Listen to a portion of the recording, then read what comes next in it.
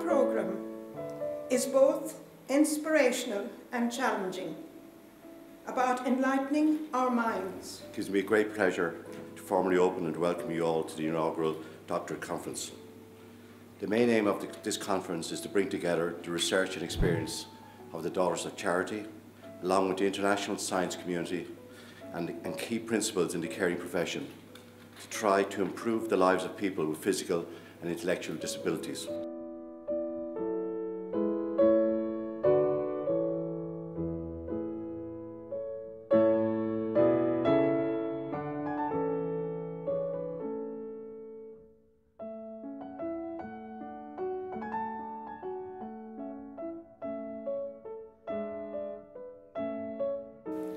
I believe that there are other ways that are unknown to us, but through the medium of technology and research, I am certain that there are great things out there that are yet to be discovered. We've demonstrated a control interface that we can hopefully are on the path to get to making intimate and getting someone the ability to subconsciously control their device. And we are in the process of developing into subconscious control algorithms so that we can take those inputs and decipher what the user is trying to do and make the hand do that. We still need to figure out the sensory path. We can put sensors all over this hand and have it measure stuff, but we need to still be able to try and get those sensory information into the person. And we're maybe going to pursue a path of some sort of peripheral nerve interface, like what they did with the life electrodes. I was taken with Richard's comment there about, you know, how he was talking about and he was showing these hands and all the development of the technology, and he was saying fundamentally, you know, it's still quite a clumsy thing. And the thought that went through my mind was, you know, 50 years ago, we were putting cards in machines which were as big as this room to try and do basic calculations. And today, everything that's in this room, that room, sits on a little piece of silicon this size and can do millions and millions of calculations. Human endeavour, human effort, human motion has created that. And I believe that Richard's work will eventually see those sort of changes take place and be brought down in that regard, so that those sort of, if you like, application can actually come to real fruition. But one of the things we're very conscious of when we are providing limbs for patients is what we can do for them functionally. And I was very interested in Richard's point about loss of sensation, because one of the issues that patients complain to us about is when we go and put something on to allow them to achieve function, we automatically take away their sensation and potentially their proprioception, which is their sensation in 3D space. So it would be great to try to figure out a way of getting around that particular problem. I tell you what I really liked is I've seen, you know, I've come through the kind of the care world. I'm in it for 2 years now. I had my accident about 2 and a bit years ago, and I was thrown into the HSE end of things, right into the deep end, and I've been within the belly of the beast. And what I like seeing is I see a lot of familiar faces in there that I've seen along the way in various different aspects, in various different roles, and that's pretty cool to see people all here actually in one room thinking about the user. Last night, it was really interesting. We had the dinner for the presentation to Dermot Desmond, and a lot of people spoke. Sister Martha spoke, Sister Catherine, Dermot Desmond and Danny spoke. And it was interesting that the language that people used, I just threw in some of the words. They talked about respect, they talked about love. Dermot Desmond mentioned that word I don't know how many times. Danny talked about time, as well as the fact that his table was trying to define respect. We had a much lower level discussion at our table. It was about horse racing and soccer, but it was nice to see that somebody else was actually uplifting the whole situation. And many people talked about special people, the children and families and people who are being served by the Daughters of Charity. And for me, that kind of language is something that you just don't hear when you're talking to the bureaucracies. So when we're talking to different government agencies around the world, they don't talk like that. And that's what makes the difference. 5 years ago, somebody had said to me that I'd be attending a conference on technology. I kind of would have questioned that. And if somebody had said, oh, Martin, you're actually going to be speaking at a conference on technology, I would have questioned whether they'd taken their medication that day. So that's kind of where I'm kind of coming from. But as anybody who's a parent in the room knows, that kids change things. Disabled kids change things. And for me, my daughter Mia changed things. And this, sir. My daughter was born with severe cerebral palsy, and that really impacted all of her muscle groups. She's completely physically disabled. That also meant that her ability to communicate was severely impaired as well, as she had no coordination of her mouth and facial muscles to be able to communicate. But as she grew up, it became clear that she was cognitively bright and did actually want to communicate. So therefore, we had to find an alternative system for her. Yeah, well, the application is divided into things that my daughter or any disabled child may want to communicate. So for instance, on this screen, you have the category of basic needs, food or drink, toys, or activities. And if I was to select basic needs, you've got a number of key screens that will come up in terms of things that you might want. This screen, the yes or no screen, is probably the one that we would use most often, just simply asking Mia whether she wants to do something or not. So in practice, this is Mia using it. And she can sit in my lap. And one of the things I think is really interesting is just look at her face. You know, she can communicate, she can tell me things, she can make choices. And I think the other key point on the global force is about the consumerization of IT. And this is driven by user demand and the huge strides that we've seen in user interactions with technology. Touch, voice recognition, speech to text. This is all now all part of mainstream technology, and a lot of this was designed for people with accessibility needs.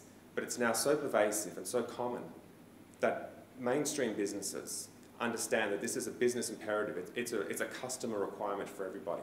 IBM is an interesting technology company, I think, insofar as it will be 100 years old next year. So it's been around for quite a long time. We employed our first disabled employee, in fact, in 1914, which is quite some time ago. And ever since then, we've been committed to employing people with disabilities where we can, not as part of an isolated policy, but as part of our overall diversity policy.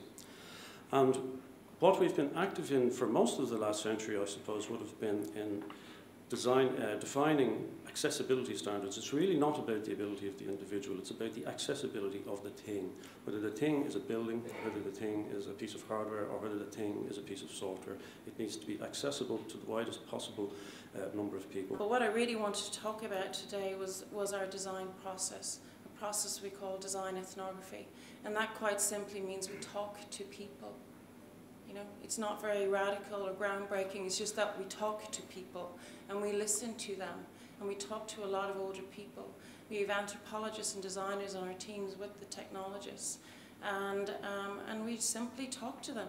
We talk to the older people, we talk to their carers, we talk to their friends and neighbours, we talk to the formal carers, and we try to understand the challenges facing older people, in our case as they manage their health. We're kind of focusing a lot of our research technology among the different modalities that we represent, but specifically we're going to look at magnetic resonance as one device where we have a clinical line of products that's being used in a lot of hospitals, but at a higher field strength, which we measure MRI for imaging of the body and field strengths. We have a lot of research going on which is relevant to a lot of the intellectual disabilities we've been talking about today. You may recognize some of these products as what we call typically a magnetic resonance scanner.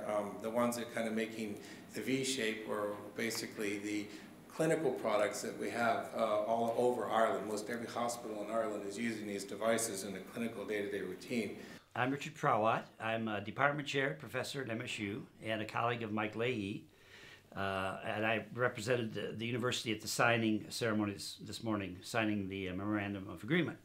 Well, that is an agreement to work towards establishing an institute that would really explore the uses. One of the aspects that I'm most interested in my department is the use of educational technology in cutting-edge ways to deal with kids or adults that have learning problems. We feel like we're on the verge of really making some breakthroughs in the use of technology in education. Particularly the presentation this morning about the use of the iPhone, mobile technology is in students' hands, and it's a wonderful tool.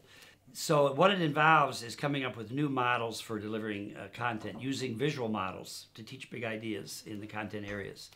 And we think that bringing what we have been doing at Michigan State to this effort, which is, again, an inaugural effort where we're really beginning to explore the uses of the technology for learning special needs kids.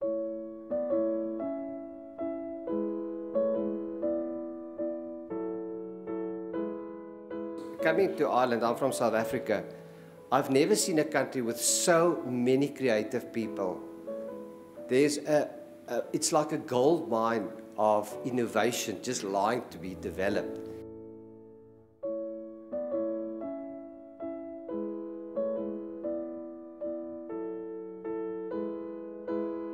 What William Harvey said when he discovered the circulation of the blood in the 16th century, he said, all that we know is still infinitely less than all which remains unknown. I don't know whether you have this in here, but in the United States where parents largely abandon their children and then try and use technology to monitor them, it's very popular to have what cell phone companies sell where you can track your child on a map instead of actually knowing where they are. And it all uses cell phone signals and triangulating that so you can go, oh, just, yeah, well, you know what they can do. So that's actually very intrusive and invasive. This uses a much higher quality location device. But what we did find out in our usability studies was that people with intellectual disabilities said they were okay with this as long as they could turn it off. One of the biggest concerns and debates right now around technology sounds rather sensationalistic, but in fact, it is an important one to attend to. And that has to do with the idea of the cyborg. As you begin to insert devices into the body, is that part of the body? And how much of this kind of insertion changes the basic knowledge of what it means to be human in this society? How do we balance this concern for a person's welfare and respect for their autonomy? Fundamentally, what's coming out of this is very often judgments and decisions are made which we believe are in the best interests of other people, but might not necessarily be in their best interests. Because many of us possess values that are quite irrational. To give you an example, I sit on an interview panel for employment of people who are going to be bankers. And on that assessment panel or interview panel, the chairperson of the board has two pet phobias. Men who wear slip-on shoes. Lazy body, lazy brain, lazy man. And gentlemen only wear black socks. So any man appearing in brown slip-on shoes with brown socks, he may as well leave the interview. But I think we always have to be aware that often there are irrational values and irrational thoughts in our own mind when we make decisions about other people can have either a positive or negative effect on their lives. We're in the 21st century and our legislation is not 20th century, it's 19th century. So we badly need a framework and rules to work from, both from the point of view of respecting the people with their rights and also the obligations of people who are caring or providing services. We are very proud to be a co-sponsor of this event, this conference, and one of the universities involved with the new Research Institute. As we witnessed this morning with the signing of the MOUs by the 6 universities, this is a remarkable step to have taken in such a short time. For many of those of you who know about academia, it's hard to get 2 faculty in the same program to agree to something like this. And yet, in a very short time, we were able to, again, it was really because of relationships. It's because of the values that are shared by the leaders in these groups, but we were able to move ahead this MOU with its extraordinary reach and promise for the future.